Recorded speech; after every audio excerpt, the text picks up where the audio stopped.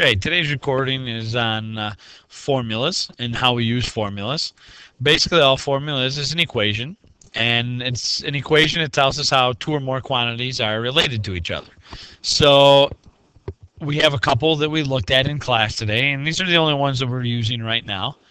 We looked at perimeter and area formulas for squares and rectangles. So in a rectangle, the formula tells us that if I double the length and I double the width and add those together, that will give me the perimeter, because perimeter is the distance around the entire shape. So I get it by just adding up the four sides. This formula is a little bit of a shortcut to adding those up. I also have the area formula for a rectangle, and this formula tells me that if I just multiply the length and width together, that'll give me my area.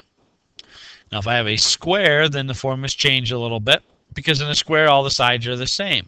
So if I wanted to add up four sides that were all the same, I could just do that quicker by multiplying however long the side is by 4.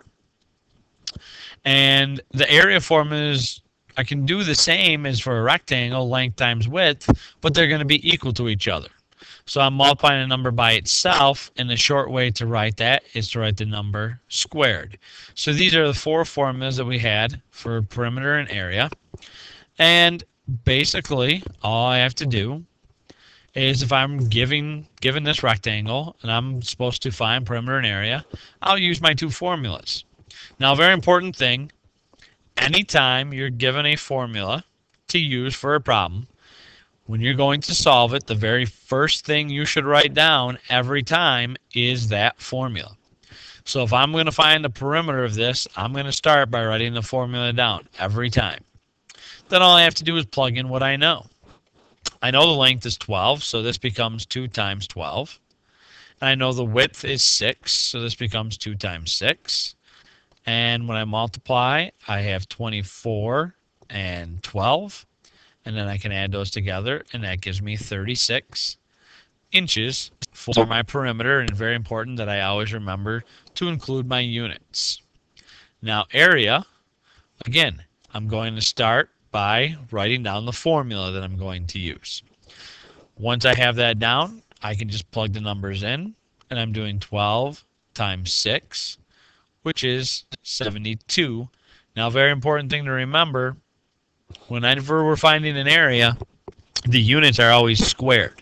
So in this case, it is 72 inches squared is the way we write it, but we actually read this as 72 square inches.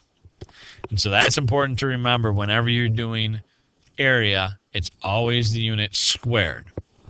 Now, we did talk about a couple other formulas today, and those are the formulas that relate the distance, the rate, and the time. And we know that distance is equal to the rate times the time. From this formula, we could also see that if we wanted to find the rate, we could take our distance and divide it by time. And if we wanted to find our time, we could take our distance and divide by rate. And we can actually set up a triangle here to help us remember these three formulas.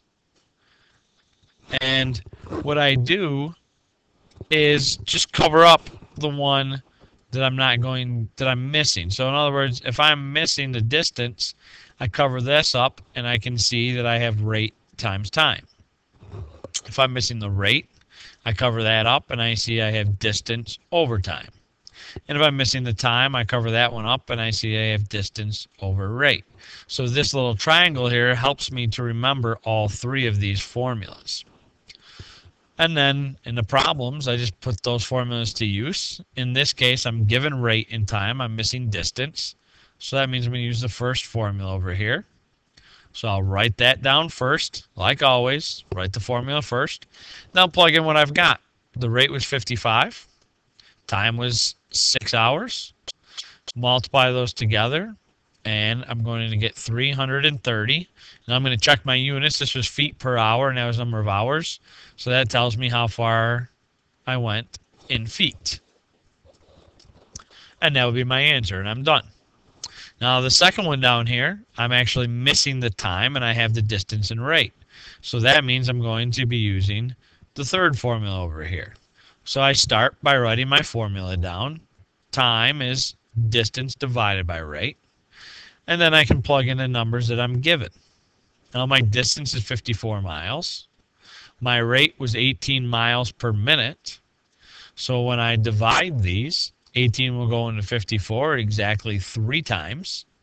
And again, looking at units, this was miles. This was miles per minute. So my time must be in minutes. So if I want to go 54 miles and I'm moving at 18 miles per minute, it would only take 3 minutes to go 54 miles. So that is how I use my distance, rate, time formulas and my perimeter and area formulas.